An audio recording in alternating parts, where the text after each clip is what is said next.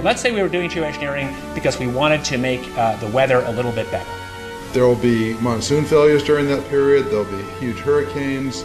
The global studies indicate there will be some impact on precipitation patterns. It might involve large-scale regional agricultural disruption lasting a number of years. Potentially, 2 billion people could have their food disrupted by such interventions. That the aerosols can, at least in these model simulations or indicated by these simulations, can offset most climate change in most places most of the time for both precipitation and runoff. But it's likely to cause some damage in some places.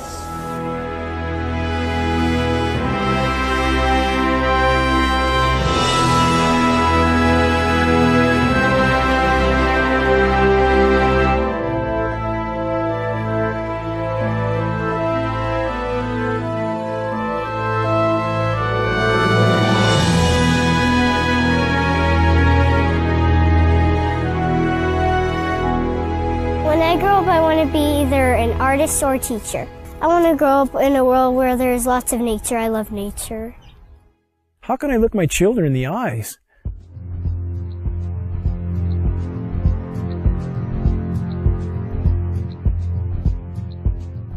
and not try to shed the light on this issue, knowing every breath they take is laden with these metals? I have been forced to conclude that there is no greater or no more immediate threat to anything that lives and breathes than the global geoengineering programs short of nuclear catastrophe. Geoengineering is defined as the artificial modification of the Earth's climate. Geoengineers are proposing spraying 10 to 20 million tons of toxic aluminum and other substances into our sky for the stated goal of cooling our planet. So let me distinguish these two different kinds of geoengineering as clearly as I can. So the first one is we call solar radiation management, and that's the idea that you could put mostly reflective particles or other means to make the Earth whiter, effectively to increase the Earth's reflectivity, reducing the amount of heat that's absorbed by the sun, and therefore exerting some overall cooling tendency on the Earth. I think, though the initial results of climate models indicate that reflection of sunlight away from the Earth can offset most climate change in most places most of the time. But it will damage some places. We've mostly thought about sulfur, and nevertheless, there might be some good reasons to think about aluminum. It turns out, first of all, there's been a lot of work on the environmental consequences of aluminum in the stratosphere. There's a bunch of papers going back to the 70s that look at the radiative and ozone-destroying properties of aluminum in the stratosphere, and those make you think it might be useful. Do this in just a jet in a very simple way. Make high-quality aluminum particles just by spraying aluminum vapor out, which oxidizes. So it's certainly, in principle, possible to do that. Since we released What in the World Are They Spraying, hundreds of people from around the world have began taking rain tests. What they're finding is what many are calling the chemtrail geoengineering footprint of aluminum, barium, and strontium.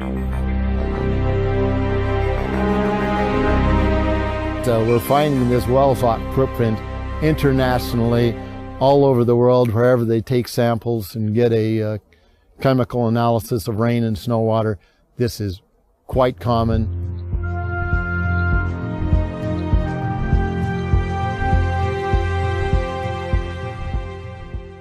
Wherever you see the jet chemtrails go over, you're going to get aluminum, barium, strontium coming down on you. Why would we not believe it's happening when what we see in the sky matches exactly the expressed goal of numerous geoengineering patents, about 160 or more? Why would we not believe this is happening when every element showing up in the rain tests are the primary elements named in those geoengineering patents? Why would we not believe this is happening when we have escalating levels in very short time frames, as short as 5 years? We see rain levels of aluminum, for example, escalating as much as 50,000%. California air quality studies do not show these metals migrating from China. And it's of recent origin, so this bombardment of heavy metals that's raining down on us is coming from somewhere. Why would we not believe geoengineering is occurring when the weather patterns are so altered here in exactly the manner stated by geoengineers and reports on the consequences for geoengineering, which are diminished rainfall, which are increased ozone destruction? We have a massive ozone hole in the northern hemisphere now. Should aluminum be in the soil in the rain? And yes, it should be in the soil. It's naturally there. Always was there. And should it be in the rain? Well, absolutely not. But the standard reply has been your samples are contaminated But since we are getting samples now that show 0 aluminum, and we're getting lots of barium and strontium and 0 aluminum, so that just proves that if there was dirt in our samples of some sort, dust blown up from the ground, we should get some aluminum in some detectable quantity. The primary ingredients in geoengineering are specifically the oxides of metals, including aluminum oxide.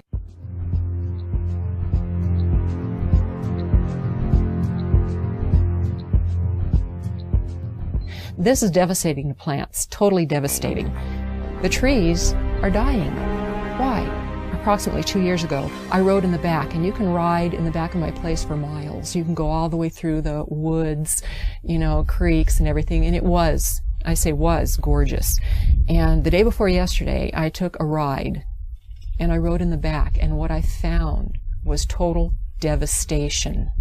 As I pointed out before, Michael, we're seeing, as in this example here, very hardy native plants completely flash out dead. That looks like it's been hit with some kind of a chemical. And we've only seen this in the last couple of years. And there's another one there, back over there. We're seeing mature madrone trees, which are 70, 80 feet high, flash out dead, just like this. USDA refuses to investigate it. The pH typically around here should be about 5.6. Well, since the contrailing got heavy, I watched the pH here in these forests, well, go up, I guess would be the word. From 5.6, it went about 20 times more alkaline. Very big red flag of fallout from these materials are pH changes to the forest floor. We have very extensive studies from the U.S. Department of Agriculture on the soils in our region, and those soils have changed in 5 to 6 years. The pHs have changed in this area as much as 10 to 12 times toward alkaline in 5 to 6 years. I've personally been in the forest testing with USDA soil scientists who just scratch their heads and seem to have no explanation for incredibly profound changes in pH, which is affecting the ecosystem here tremendously. Aluminum buffer action, aluminum hydroxide is what we think it is, plus the barium carbonate, strontium titanate, strontium oxides, barium oxides, probably some aluminum oxides in there, that this has apparently driven our acid soils about 20 times more alkaline to about 6.8. There are simply too many dots here that connect. Our skies are almost never blue anymore. That is a named consequence of geoengineering. The amount of lost sunshine hitting the planet right now is beyond belief. If people look up the term global dimming, they will see that fully 20% of the sun's rays that reached the planet several decades ago are no longer reaching the planet. I mean, that's a profound change that few people even know is occurring. And you have very visible occurrences in the sky from the aircraft, a very visible sun-blocking, expanding, dingy trails that are exactly what geoengineering patents describe. Heavy aluminum, I'm talking like in the 40s and 50s up to 3, 4, 5,000. That's still common. Barium, strontium to somewhere 40 or 50 to, again, about 2,000 or 3,000. Same for both barium and strontium. Where is this mountain of metal coming from? Why is asthma, ADD, Alzheimer's, autism, all elements related in many studies to aluminum or particulate inhalation? Why are these ailments going off the charts with no apparent explanation? Why has respiratory mortality in the continental United States gone from 8th on the list to 3rd in 6 years? And no one seems to ask any questions. Why every other person has asthma now? Why every other commercial on TV is an allergy medication? And again, when David Keith, the world's most recognized geoengineer, was asked on the record, had there been any studies done as to the consequences of dumping 20 million tons of aluminum in the atmosphere, his answer was patently no. While geoengineers claim that their models are to cool the planet, a number of studies now are arising that indicate, yes, temporarily there will be regionally cooling as these particulates reflect the sun. However, they actually at night act as a blanket and will warm the planet. So the question now remains, why in the world are they spraying? One of the things that geoengineering is about when you're environmentally doing something with the atmosphere is that you can be engaged in weather modification. Historically, weather modification in the United States began to be looked upon in the 1940s as something that people would want to do.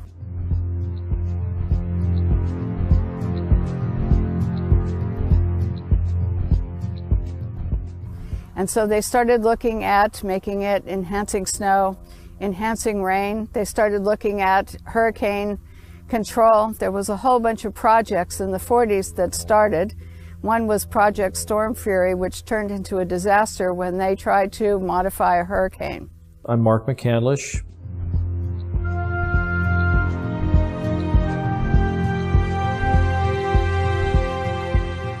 And for the better part of 30 years, I worked in the aerospace and defense industry. Had a secret clearance twice during my career.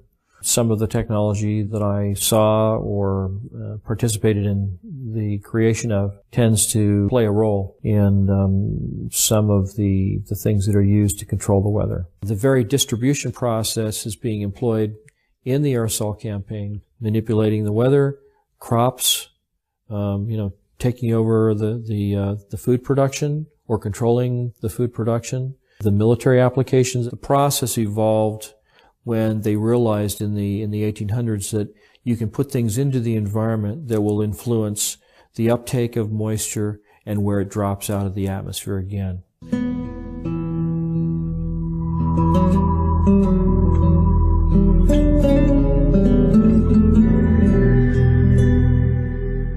name is Scott Stevens.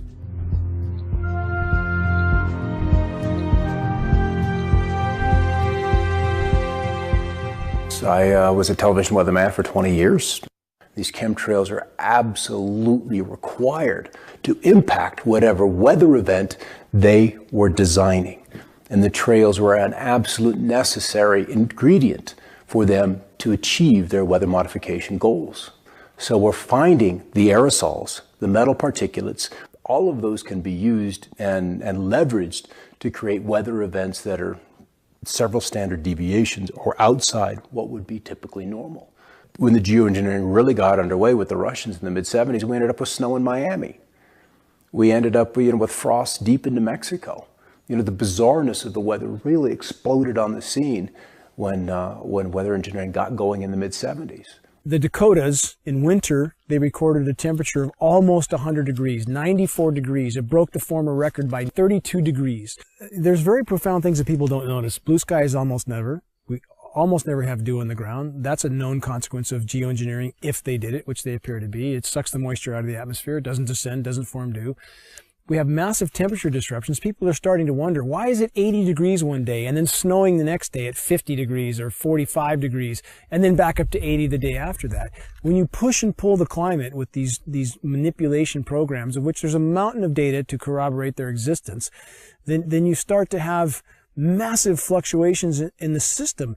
And we saw in March in the continental U.S. there were 15,232 temperature records broken. That's profound. Some of the daytime highs, the former records were broken by as much as 32 degrees.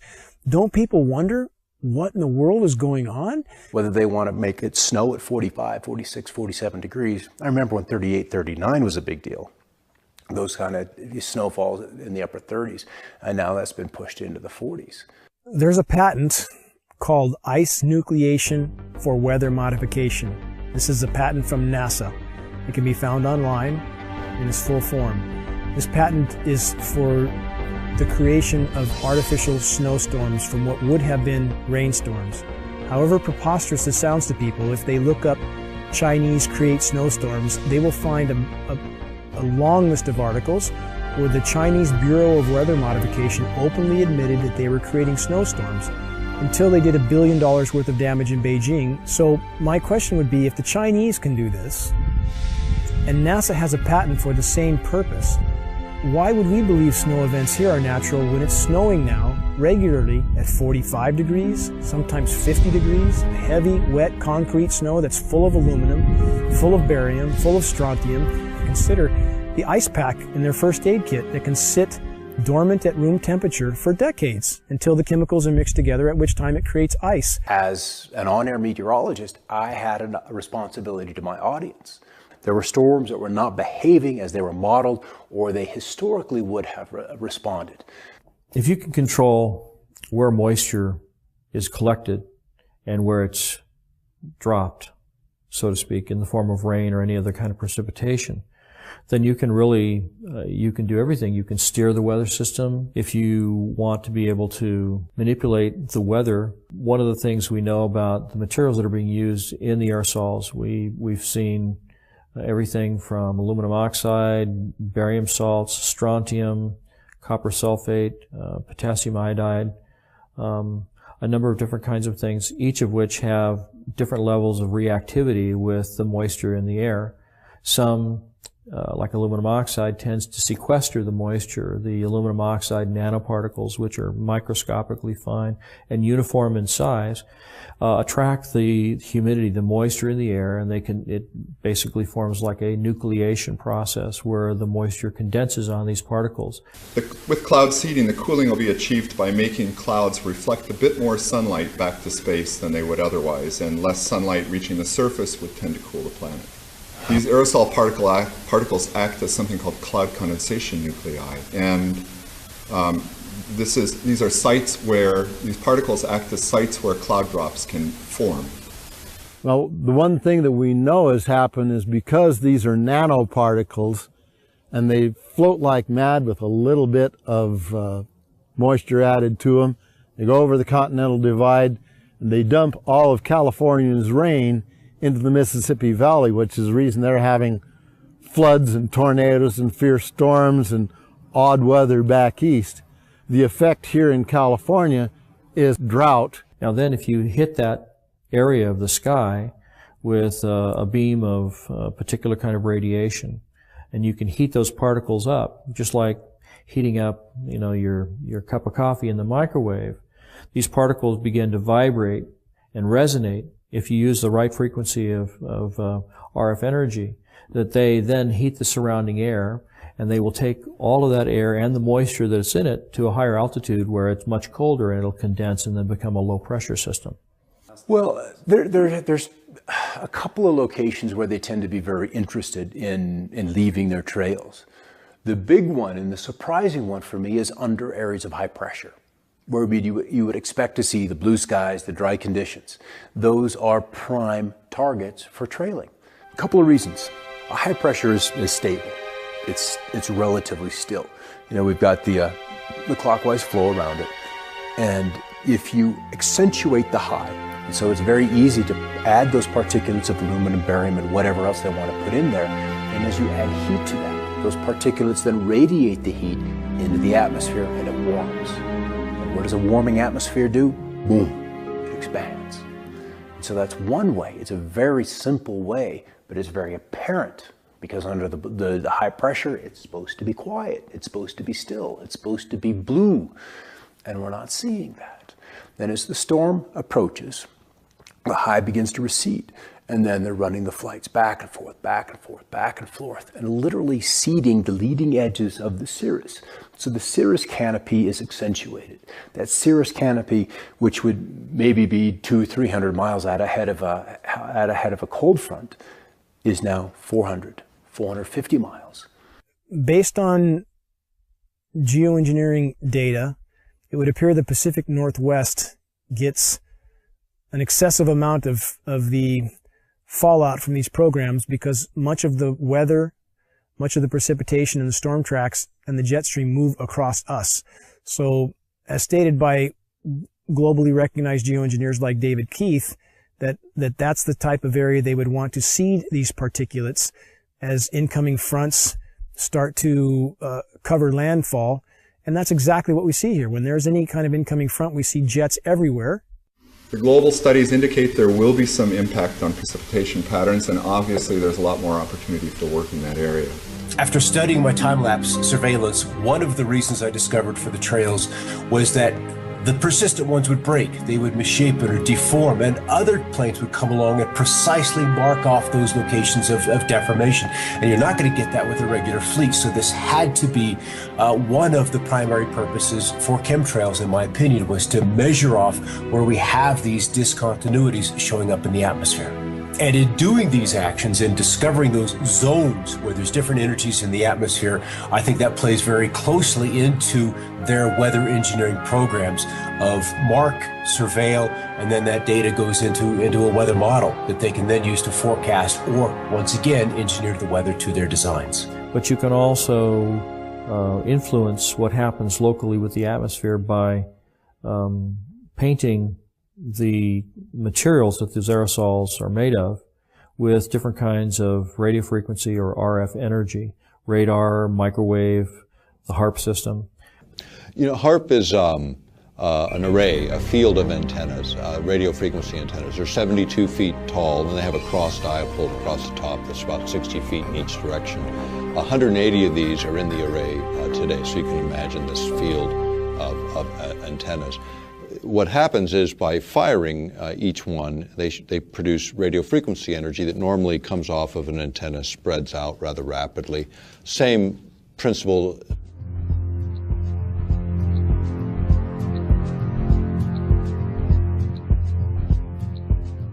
Principles in physics would be like a flashlight shining on a wall. You know, you start with a narrow beam, and by the time you hit the wall, you've got a wide beam. The idea with HARP is to get it to focus or concentrate that radio frequency energy so it doesn't spread out, so you can hold it tighter together and then manipulate it in very specific ways. Weather control is a broad topic, so there's lots of ways to control and manipulate weather. HARP is one of them, because you also have private sector companies getting into this business of weather modification. In the case of HARP, do you need, people always ask me, do you need particulates to burst in the atmosphere to make more effective? You actually don't. Would it make things more possible? Could you enhance certain effects? Probably so. Could you control energy distributions more efficiently? Probably so, because you're putting in conductors, or you're putting in reflectors, you're putting in particulate material. If you've ever experienced a hailstorm and you've picked up one of the hailstones and you slice it open with a razor blade, you'll see that it's layer upon layer upon layer of ice. Now, hail is usually formed where you have a low pressure system where there's a tremendous updraft of air. When the air gets warmed up by the sunlight ahead of the storm, the air rises, it takes the moisture that's in the air up to a higher altitude where it's much colder. The moisture begins to condense into water droplets, but the updraft is so powerful that the water is carried to extreme altitudes where it freezes. And it begins to fall, and as it falls, it starts to be caught up in the updraft again, so it's circulated up into the air again, and so each time it's lofted up into the atmosphere, more of the moisture that is condensing on the outside of this nuclei of ice begins to form another layer, and each time it's caught back in the updraft, it goes up again and it gets another layer of ice. And so if you have a system like HARP working in conjunction with aerosols, chemtrails that are spraying in the air, you can actually create updrafts that are so powerful that you can have these hailstone circulation patterns going over and over again, where you get hailstones the size of baseballs or even softballs.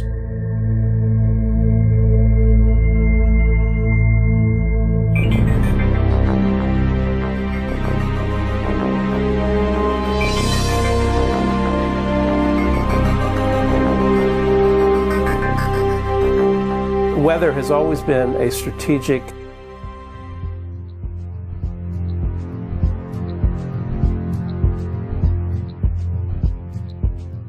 desire to control by the generals, whether it was Napoleon marching towards Moscow, or Hitler in his Russian campaign, or our own Pacific Fleet trying to understand typhoons and use them for our strategic advantage. War and weather are very closely connected.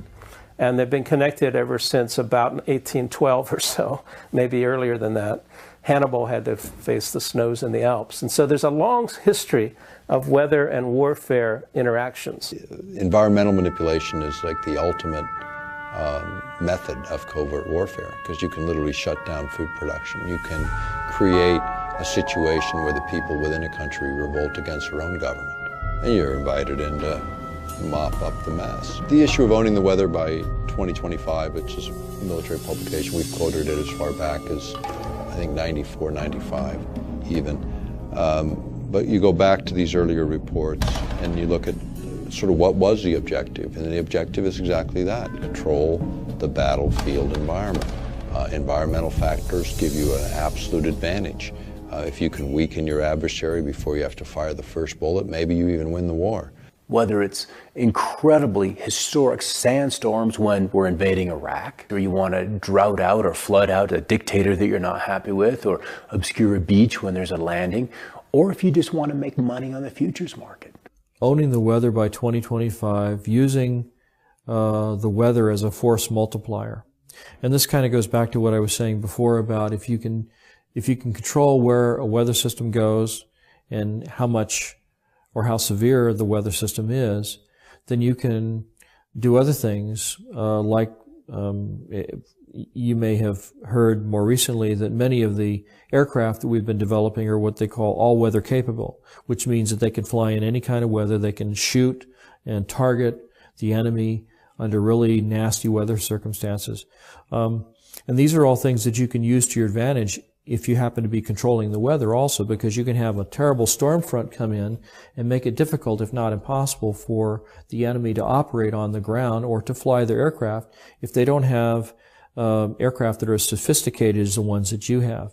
And so by creating or using the weather as a force multiplier, as the title implies, that you can achieve an advantage over an enemy force that gives you the upper hand. One of the ideals of the Air Force is to have this all-weather Air Force, or to have their pilots coming back safely and using the weather as a salient against the enemy and clearing out their own airports from, say, from ice fogs or from bad weather. And so if the idea here is that if we can fly and they can't, that's a great military advantage. There was also research studies on hurricanes that the scientists were truly curious about the behavior of hurricanes, but their military patrons were very interested in how to steer them or direct them in certain ways, almost as a guided weapon. This jet stream that's moving across, and it shoots 50 miles north and then 75 miles east and then drops back south again, then kind of goes on its way. And they attributed that little dog leg in the jet stream in Alaska to swinging storm systems out of central Texas into central Florida, where they deposited a couple of tornadoes in the middle of Orlando that were like really rare to see in that part of the country. And so people remember that event and they remember that situation.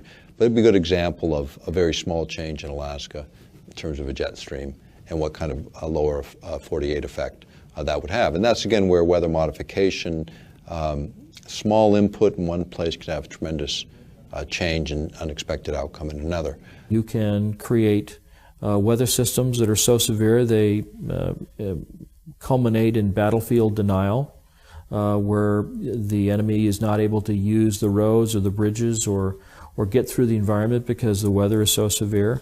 And you can use the weather to destroy his crops, deny him a food source, destabilize his population because people get hungry. When they're hungry, they get angry and nasty and they don't like what's happening. So there are lots of different things that you can do with the materials. It's all how you use them in the environment, how you apply it. One of the biggest concerns of early cloud seeding, weather control activities by the General Electric Corporation, came from their lawyers who thought that the corporation was totally vulnerable to lawsuits, because if they started to make fair or foul weather, the people down below in Massachusetts or downwind of Schenectady could institute massive lawsuits that could put GE out of business.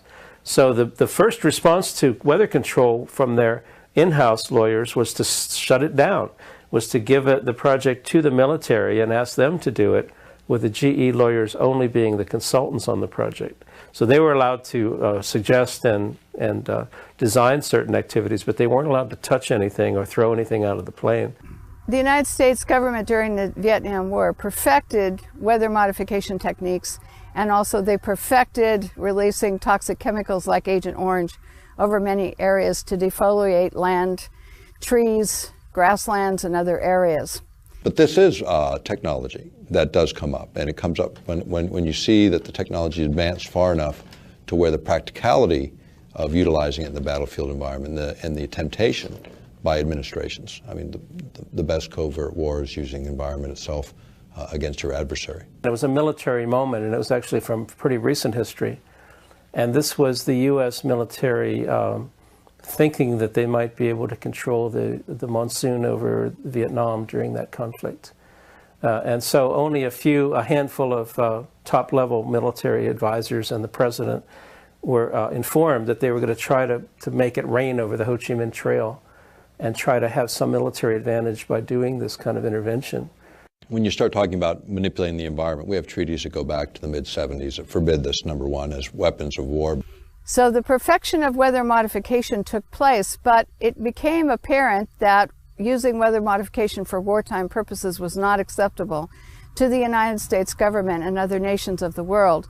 So therefore, the NMOD Treaty came into being and was signed by the United States government after passing Congress. The reason it was signed and implemented was because it would ban warfare, weather modification techniques and use during times of war. Almost all of our treaties that we've signed, including the non-proliferation, counter-proliferation treaties, chemical treaties, the ones that were signed recently, last few years, back maybe a decade now, I guess time goes. But they had domestic exemptions, and so does the environmental treaty, where you can do whatever you want in your own territorial boundaries. I mean, you start manipulating weather in one part of the planet, it doesn't look on the ground and say, oh yeah, wait, this is the boundary of a political boundary. It fails to recognize those. So you start to talk about geophysics and manipulating the planet itself, then it's a question of those kinds of exemptions shouldn't even be allowed. Meteorology and the military have a very long history, as I said, and it goes into the strategic advantage that multiplies your traditional force, that is your armament, into using nature to your advantage as well. They want to create a storm in the southeast, then they'll start engineering out over the North Pacific. That's where the trailies will be, because you want to work out several days ahead of time so you have less input, and you multiply that over a couple of days, you can have a big result in 5 days' time. So small input upstream, big result downstream. And one of the rules is always work with what's coming. Don't try to necessarily work against it. You can kill a storm in place. That's easy to do with HAARP. You just change the polarization, you change the ionization of the atmosphere, and the storm will fall apart. It will affect the setting up of the storm tracks, the jet stream, the location of the storms. And so you end up with an intervention on the solar side of things would pretty directly begin to affect the weather patterns. And so climate control, or attempted climate control, and weather control rely on this very large spectrum of intervention. It's also true that if you can forecast climate, you can control a lot of futures markets, and you could know if you had the best information, or if you had some leverage over what the climate system is going to turn out to be, you would be able to invest in advance in all your crop futures and your agricultural activities, and not just agriculture, but weather effects. I think it's something like 80% of the U.S. economy is weather sensitive, and so all kinds of businesses would like to see some weather edge, some advantageous information that they would have. It's absolutely entirely possible to profit from the weather.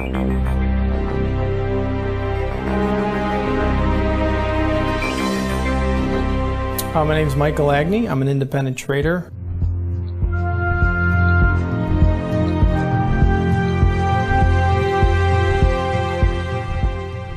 Trading commodities at the CME Group, member of the Chicago Board of Trade, and have traded derivatives and futures cash for over 15 years. Weather derivatives are financial instruments that firms would use to hedge risk concerned with adverse weather conditions. The first weather derivative was originally traded by Enron back in 1997. Weather derivatives started in 1999 at the CME Group. Big utilities, reinsurers to hedge against hurricanes or tornadoes or flooding, some sort of catastrophe, hedging against a cooler summer or a warmer winter. Let's just say I was insuring a product for $5 million, no matter what it was. Let's say if I was a utility company, a farmer, whatever it was. Let's say I had $5 million worth of crop, but I can do derivatives that are worth double that amount, and I can control the effects to where I collect on the insurance that's worth $10 million as opposed to selling the crop for $5 million. Yes, I could definitely profit from that. 2010, 2011, Southern Illinois, Missouri, those we had a high peak of tornadoes and those types of adverse weather conditions definitely raised the price of commodities as well as drove the volatility, which also raises the price of commodities. You're going to make more money if a crop fails. You're creating insurance that's over the price of what your crop is worth, let's say. So if you can control the weather, you control how these products grow. And if you had an insight to how these products were actually seeded and what products you use to actually grow those items, corn, soybeans, and you can control that market, it's unlimited profit potential if you can control the weather. If you want to send, cold into the Midwest, you buy up pipeline capacity, you buy up options on heating and cooling degree days, you buy derivatives off of rainfall. There are mechanisms that you can make hundreds of billions of dollars annually and defray a huge chunk of the cost of this just on the Chicago Mercantile Exchange, playing with derivatives in the weather market. Weather derivatives are basically, you're betting that there's going to be a weather disaster, and you're betting that it's going to occur within a particular time frame in a particular location, and then, the money that you put up basically is like a bet. It's like a wager, saying that this incident's going to happen here, and then when it does happen, there's a big payoff. And that big payoff is something that motivates people to continue to participate in this kind of thing and maybe even feed the very process that's causing the bad weather to happen. Particularly if there's a connection between the people that are seeding the clouds and the people that are making investments. This is a new opportunity. It's a new tool for investors.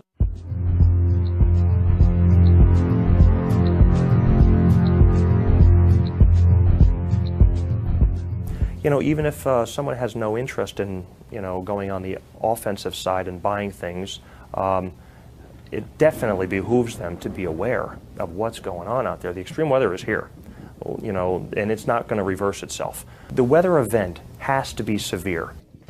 Ionospheric heating, in fact, these instruments, when they were first utilized, which is in the former Soviet Union back in the 70s, they started out, and they still call these ionospheric heaters, because in one mode of operation, you can literally create above this instrument on the ground, you can heat an area up to 30 miles in diameter in the ionosphere. So you heat it up, and by heating it, it literally raises it. So then imagine this column moving up several hundred kilometers out, and then the lower atmosphere begins to rush in and fill that vacant space, that void.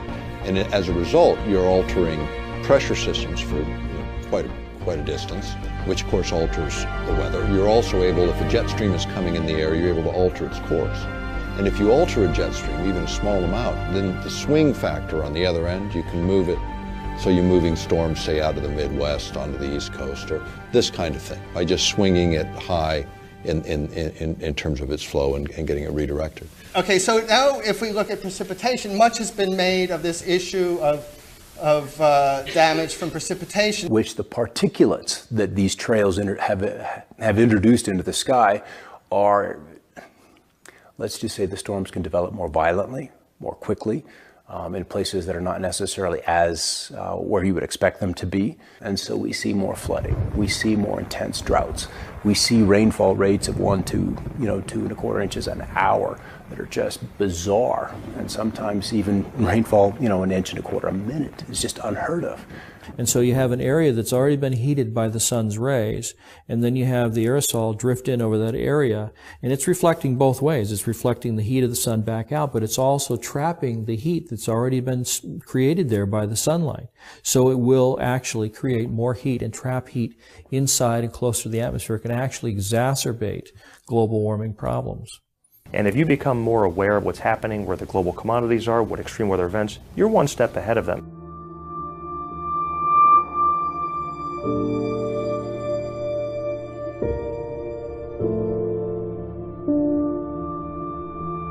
The nature of the risk and our ability to respond to the risk is much greater in the case of the scenario that might involve large-scale regional agricultural disruption lasting a number of years. So the agenda was drought. The agenda was to kill the storm, at least in that one particular spot.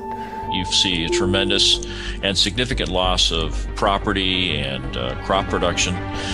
Many times this will cause farms to go out of business.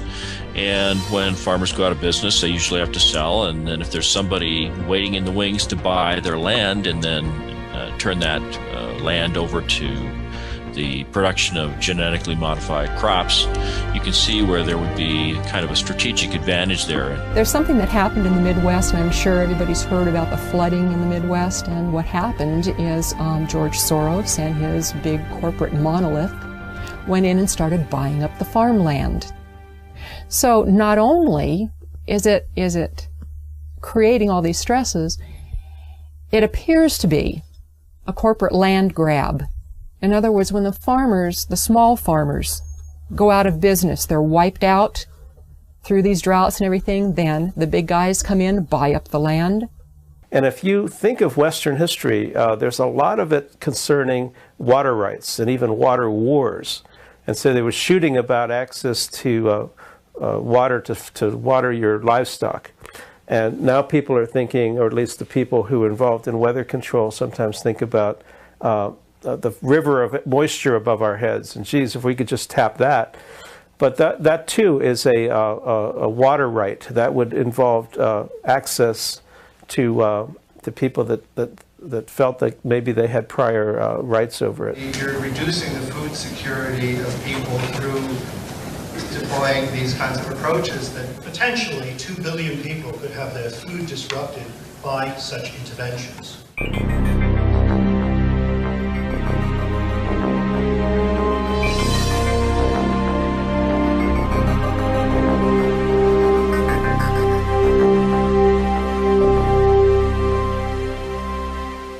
I've been an organic farmer my entire life.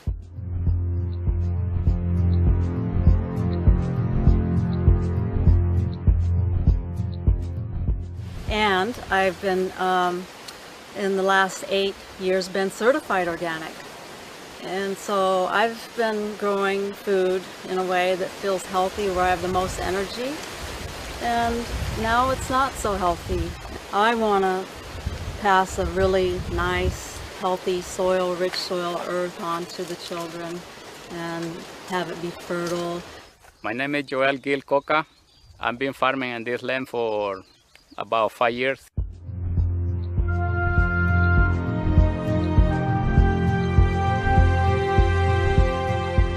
Since 2007, and I'm certified organic since 2001. 10 years ago, when I started working for myself, we can grow cilantro, no problem. We can grow basil, no problem. We can grow Chinese cabbage without get trouble, or any vegetable. But 10 years after, 5 years after, that everything started declining. Could you add something to the environment that affect a large population? The answer is absolutely yes. I started seeing chemtrails being laid overhead more frequently and noticing the change in the crop production. What we see in our area, anytime there's convective clouds, anytime there's a large cumulus cloud forming and beginning to rise, we hear aircraft in the vicinity, we see them actually flying over these convecting clouds, and then in a very short time, before those clouds generally will drop any precipitation, we'll see the entire cloud more or less dissolve into what looks like a massive smoke bank. If you can control the weather, then you can control where the rain falls or where it doesn't fall. And if you can do that, then you can control whose crops survive and whose crops thrive. And if you happen to be favoring a corporation or a group of corporations that are flooding the market with genetically modified crops, you can see how manipulating the weather can actually change the market share that one or more corporations have. And there's lots of different ways that you can do it. You can do it by denying precipitation or by giving too much. You can cause, unusually large hailstones to come out of the sky and completely obliterate a crop of corn. There's lots of different ways that you can do it. Tornadoes rip up an entire town, like Joplin, Missouri, I think it was. If you look back at the tapes of those weather systems and you look 5 days prior to that, you'll see that in those days preceding those events, there was all kinds of aerosols being sprayed all along the California coastline, where the moisture for those storms came from, where those storm systems originated. You know, it's insidious when you think about it. Well, Mike, I've seen since the chemtrails have come, there's a direct correlation with the way the food doesn't look as healthy and vibrant, and less of it, and that concerns me. And of course, all crop losses are related to weather modification problems, either climate, worldwide weather, or local weather, which is called microclimates. And these microclimates definitely determine what crop grows where and in which community. And so therefore, without stable microclimates, we cannot produce as much food for the rest of the world and ourselves as when we have a more stable microclimates, not only in the United States, but in other countries as well. We fertilize it really good, and they still have a lot of trouble to produce. And I think this is not fun because we're losing a lot of money put them into this kind of production. In 2008, 2009, 3 times I lost my complete planting of Chinese cabbage. Weather events is one of the key components to most commodities that are traded. Let's just say your agricultural group, corn, soybeans, wheat, something along those lines. Weather is by far the largest affecting factor in the price of those commodities. If one farmer's crop fails, we have a major crop failure, say in corn, now that's going to affect every other company that uses corn in their manufacturing process. There's going to be less of it. And anytime there's less of something, that creates a price rise. Demand rises, okay, because there isn't any of it. There's only one thing. You've got 5 people that want it, so they're going to pay more money for it. The companies know that, so they're going to hike the prices up anyway. The consumer actually sees the big brunt end of the higher costs in the commodity due to the adverse weather condition. Obviously, the consumer will pay that price. I've noticed that the rainfall is less predictable, and then when it does rain, it does rain periods of time that's more like longer periods. So not only do we have the pollution, not only do we have stunted growth, but we also have changes in weather. And it's been severe changes in weather all across the globe. I don't have a clue how bad they are, but I know they are affecting already in certain plants, like basil, cilantro, and sometimes the broccoli get too much fungus. It can be from those things because no matter what we do, it doesn't fit. It's not working right. It appears to be a fungally related ailment, and if one looks at the species extinction rate, which today is estimated to be 1,000 times natural variability, that's 1,000 times normal, a figure you'd think would alarm most reasonable people, which is 100,000% of normal, and 70 to 80% of that extinction, plant and animal, is related to fungal infection. Geoengineering particulates are known to proliferate fungal reproduction. Abiotic stresses are drought, cold, heavy metals, excess moisture in the soil. And Monsanto has a patent that actually addresses all of those abiotic stresses. And the plants that it addresses is everything from apples to zucchini. 2011 was one of the worst years for things that create abiotic stress. They had 12 worldwide severe weather problems. This destroyed a good portion of the food supply. Now I'm having a hard time growing cherry tomatoes outside under these conditions, and I've turned to having to build a greenhouse where I'm now growing large tomatoes, heirlooms, and they are producing really nice big tomatoes. I see that the tomatoes that I planted now are really healthy and the ones outside are dying. The Midwest grows 40% of the world's corn, and it does have a tendency to flood. So we can expect more and more flooding. According to the statistics, the EPA statistics say that there's going to be more and more flooding. Monsanto is one of the world's largest chemical companies.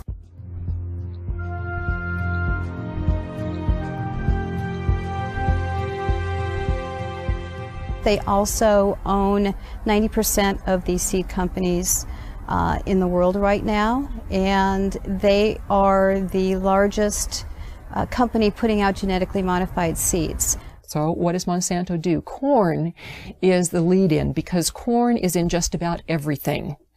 Corn is the main crop. And Monsanto leads in with corn products before it does anything else. So what we have is Monsanto leading in with a drought-resistant corn and an abiotic stress-resistant corn. The drought and the flooding, it's all the same patent. Monsanto has a patent for abiotic stress. Abiotic stress is the drought, it's the flooding, it's the excess soil, it's anything that's going to stress a plant. GMO is genetically modified organism, and it's also called GE, genetic engineering.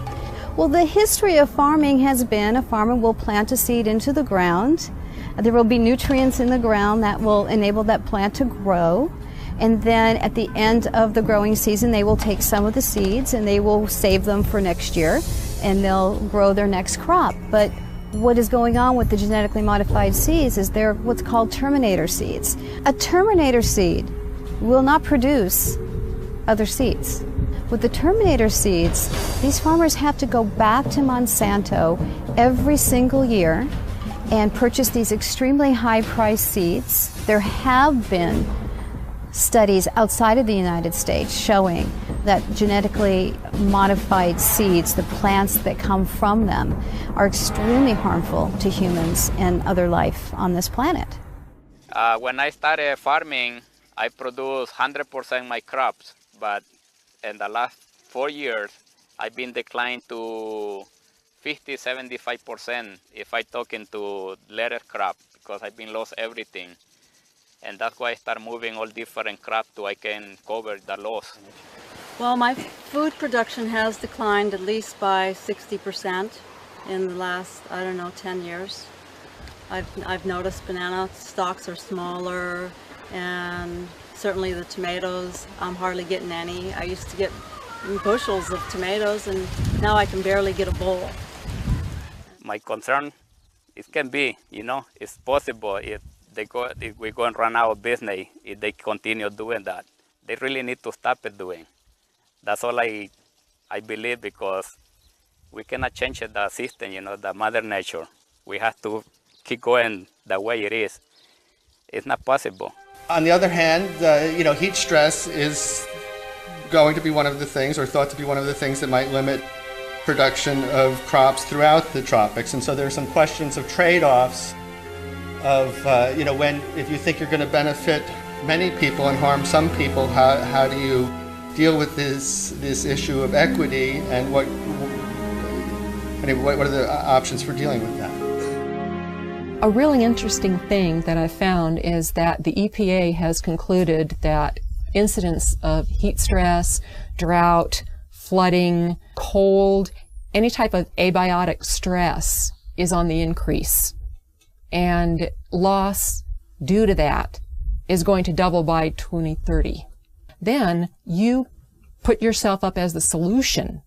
So when all of this weather comes and wipes you out, or you have a drought problem, drought, we've got the seed for you. Here's our drought-tolerant corn just for you, and it'll solve your problems. Oh, by the way, you have to sign this agreement, this 40-page agreement, so that when you go ahead and plant these seeds, you now belong to Monsanto. The weather disasters seem to be directly correlated to an increase in Monsanto sales. So there will be the have and the have-nots.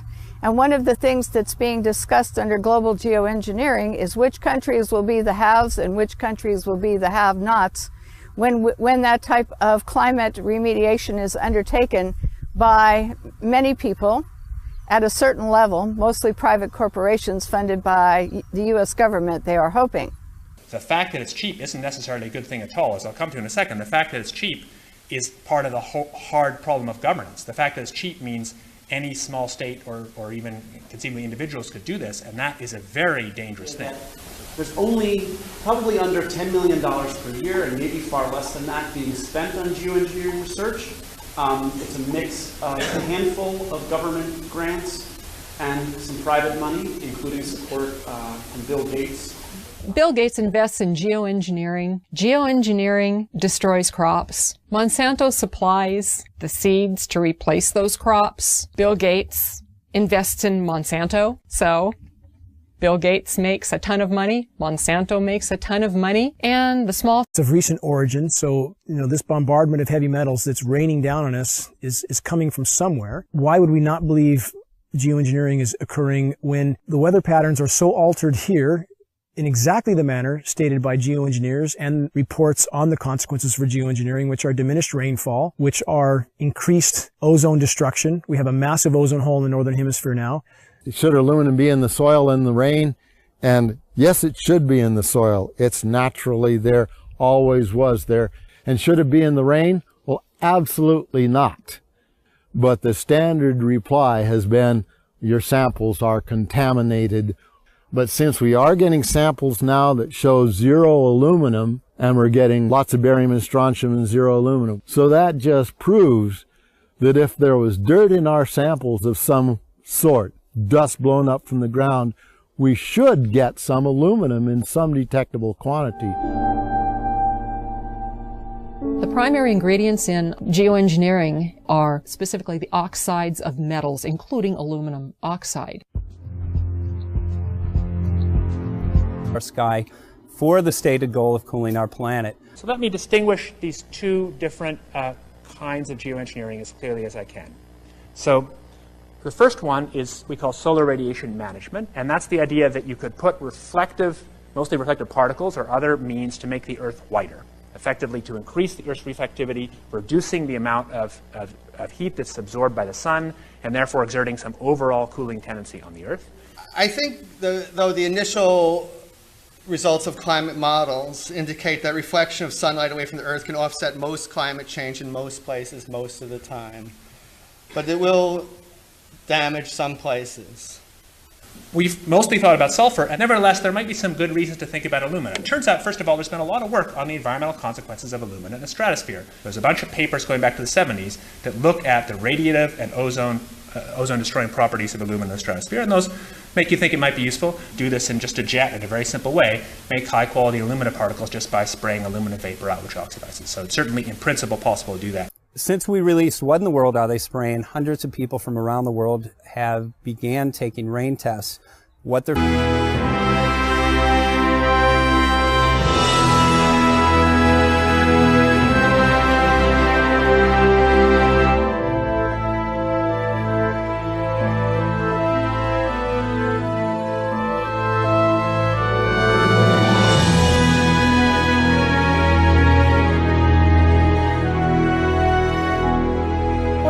I want to be either an artist or a teacher. I want to grow up in a world where there's lots of nature. I love nature. How can I look my children in the eyes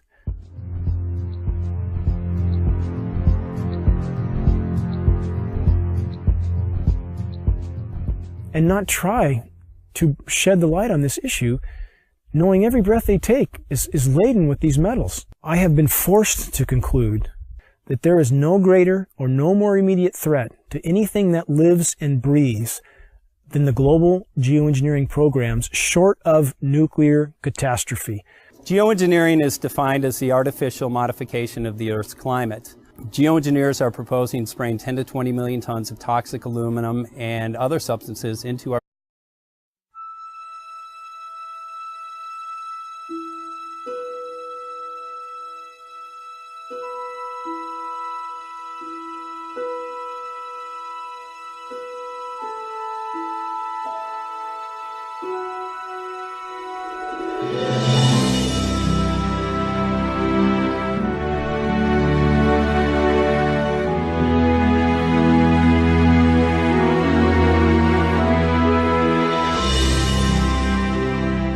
Let's say we were doing geoengineering because we wanted to make the weather a little bit better. There will be monsoon failures during that period. There will be huge hurricanes. The global studies indicate there will be some impact on precipitation patterns. Might involve large-scale regional agricultural disruption lasting a number of years. Potentially 2 billion people could have their food disrupted by such interventions. That the aerosols can, at least in these model simulations or indicated by these simulations, can offset most climate change in most places most of the time for both precipitation and runoff, but it's likely to cause some damage in some places. Finding is what many are calling the chemtrail geoengineering footprint of aluminum, barium, and strontium. We're finding this well-thought footprint internationally, all over the world, wherever they take samples and get a chemical analysis of rain and snow water. This is quite common.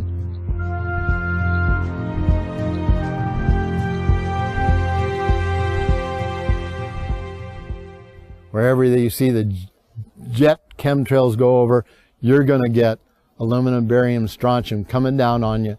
Why would we not believe it's happening when what we see in the sky matches exactly the express goal of numerous geoengineering patents, about 160 or more? Why would we not believe this is happening when every element showing up in the rain tests are the primary elements named in those geoengineering patents? Why would we not believe this is happening when we have escalating levels in very short time frames, as short as 5 years? We see rain levels of aluminum, for example, escalating as much as 50,000%. California air quality studies do not show these metals migrating from China. And